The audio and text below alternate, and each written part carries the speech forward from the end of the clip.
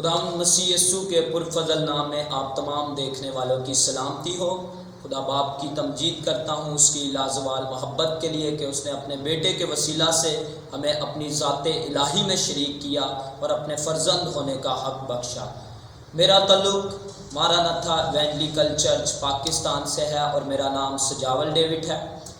ہم آج مسیح خداوند کے 7 صلیبی کلمات میں سے ایک کلمے پر جو کہ کفارہ کا چوتھا کلمہ ہے غور کریں گے، خداوند کے کلام میں سے سیکھیں گے۔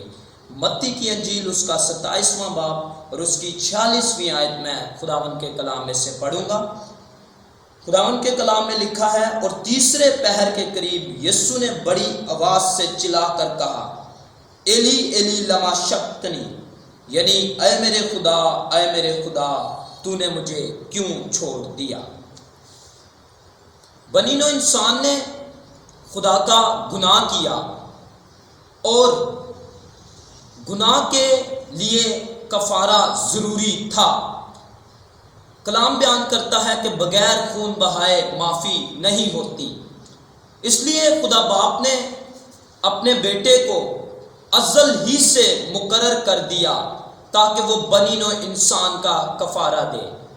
ایسا نہیں کہ جب آدم نے گناہ کیا تو اس وقت خدا باپ نے جو ہے اپنے بیٹے کو مقرر کیا، بلکہ بائبل یہ بیان کرتی ہے کہ اس کا علم تو بنائے عالم سے پیشتر سے تھا، مگر ظہور اخیر زمانہ میں تمہاری خاطر ہوا۔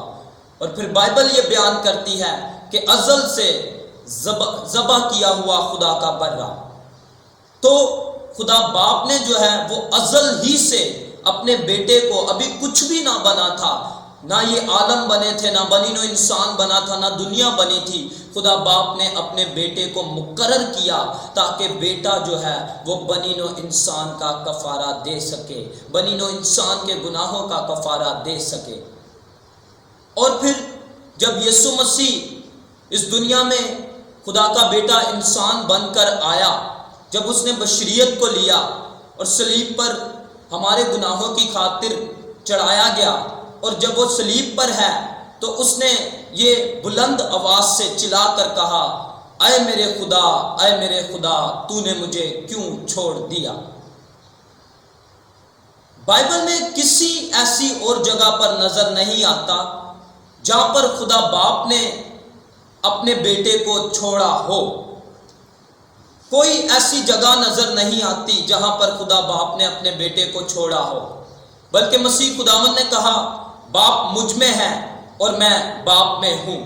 کوئی ایسی جگہ نہیں جہاں پر خداوند مسیح یسوع کو خدا باپ نے چھوڑا ہو۔ یہ واحد جگہ ہے جہاں پر یسوع نے کہا کہ اے میرے خدا، اے میرے خدا، تو نے مجھے کیوں چھوڑ دیا۔ اس کی بھی ایک وجہ ہے کیوں خداوند مسیح یسوع نے یہ کہا کہ اے میرے خدا، اے میرے خدا، تو نے مجھے کیوں چھوڑ دیا، اور کیوں خداوند یسوع مسیح یہاں پر چھوڑا گیا۔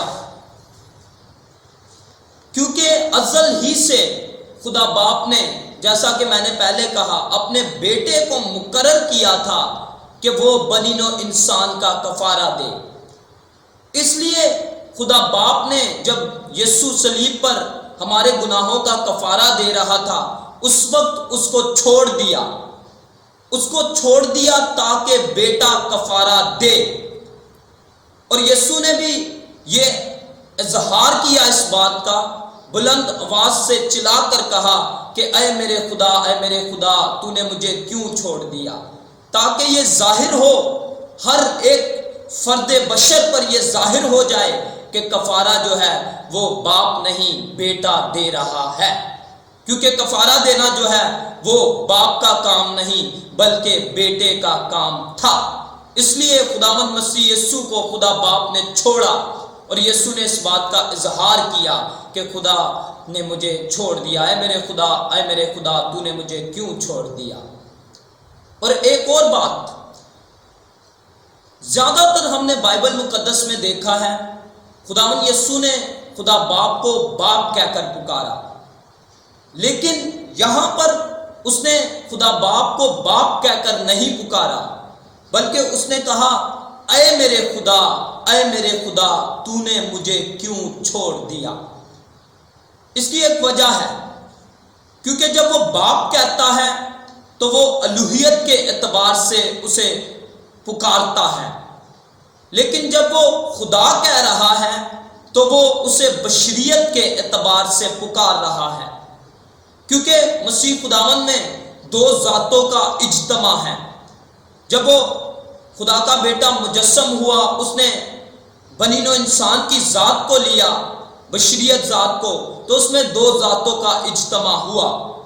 تو خداوند مسیح یسوع نے یہاں پر بشریت کے اعتبار سے خدا سے کہا، اے میرے خدا، اے میرے خدا، تو نے مجھے کیوں چھوڑ دیا؟